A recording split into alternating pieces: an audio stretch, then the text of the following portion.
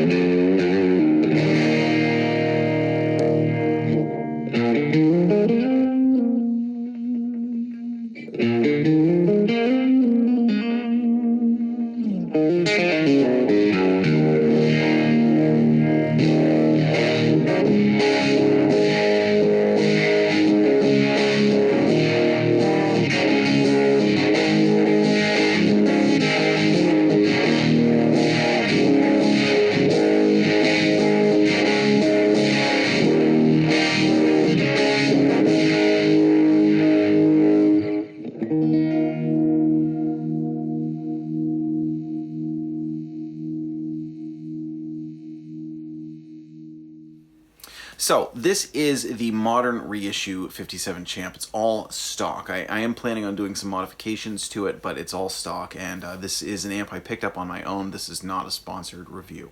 So what I'm using today for this is the pedal board that I have used for the past year or so. So this is my personal pedal board, and there are a number of effects on there. I've got a classic Dunlop Crybaby. Of course, I've got a Korg tuner, I have a Keeley Katana Mini, I have a Vick audio mount Pleasant, a Wampler Plexi Drive Deluxe, a pair of Keeley workstations. We have the Darkside and the Monterey. There's also an HX Stomp, which for right now is turned off, but we have something special coming up with that at the end. So that's what we're working with today. Now, you just heard a multitude of effects. I was using the Plexi Drive Deluxe for its amp tone. I was using the delay on the Darkside. Also used the Keeley Katana Mini for a little extra boost, and then I kicked on the Monterey Univibe. So you really hear a pretty wide array of tones there. One of the interesting things about this amp is there are a lot of players who use them creatively, but there are a lot of players who use them or just view them as this one-trick pony, right? It's a little 5-watt amp. You just get it to turn it all the way up and get some of those classic studio tones, right? That's what you do. It has a sound. That's all it does. I think this little amp, it does have a sound, but it's surprisingly versatile for what it is. And I mean, one of the first things is running it on the cleaner side as opposed to getting it up to that kind of classic boxy, all the EQ and notes and gain just sort of almost like it's this vacuum into the mid-range and responsible for some of those tones, which is a cool sound, and it's a distinct and important sound in rock history, but that doesn't mean that this is the only thing that this little amp can do. So the setting that I have it on for most of this video is the way that I like to personally use it, which is into the low gain input with the volume on 6. And that gives me kind of a nice filled out sound, but it's still really totally clean unless I'm playing a very aggressive guitar. So that's what you were hearing at the beginning there. Now, what's interesting about it is I think it works really well as a pedal platform. It's not just a blank slate. It's not just a blank canvas like some amps that would be described as pedal platforms would be, right? A lot of times a pedal platform amp is going to be kind of a bigger, cleaner amp. This one really retains its character, but it still works, so it's kind of a cool blend. I mean, for someone who's just looking for a totally blank slate to show off your pedals and you're getting your tone entirely from your pedals, yeah, this is not the amp for you. But for someone who wants to blend it more like, you know, pairing food with a fine wine or something like that, it's, you know, for you high society folks out there, it's a fun amp. It's a fun amp to match. There's a unique EQ thing going on where, for the most part, it's almost like it's self-EQ'd, right? It's kind of rolled off some of the top end. It has this nice, silky, warm, but still articulate top end. And there is a bit of a pervasive lower mid-range thing that goes on with the 57 champ. It kind of part of what gives it that boxy sound. I do find you filter that a little bit by using the low gain input, which is why I use it. But it just has that sound that still kind of wraps into the pedals, and it's a cool way to blend it. So, of course, one of the most obvious ways to try this out is with some drive. So we're going to try it out a couple of different ways with drive here.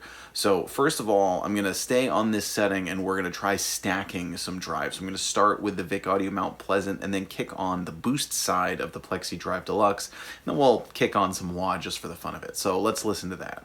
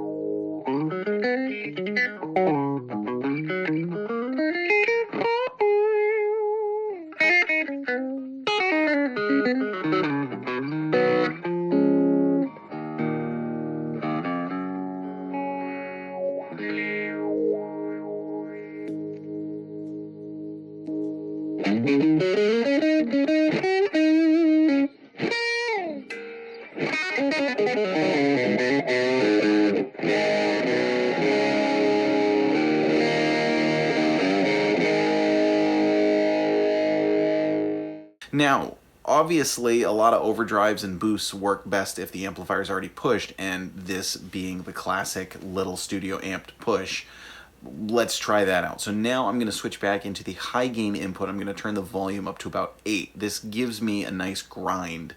By the way, the guitar I'm using today is a Fender American Original Limited Edition Telecaster, so 50s American Original Telecaster. I'm getting a nice overdrive, nice natural overdrive from the amp. Then I'm going to boost it with varying between the Katana and the Mount Pleasant. And let us know in the comments, which do you like better? Do you like the boost, the straight up boost, or do you like the overdrive better? So let's try those back to back and see how, when you get the amp driving, see how it responds to those two types of pedals.